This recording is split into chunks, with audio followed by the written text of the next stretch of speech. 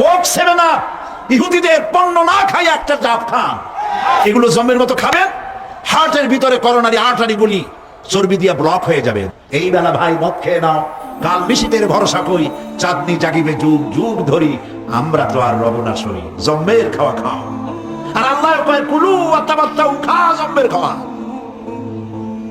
তাই ঘুষের টাকা দিয়া বড় বড় পাঙ্গাস খায়, খাসির চর্বি খায়, পেট খান ফুলতে ফুলতে 2 খান তরমুজের সাইজ হয়ে যায়।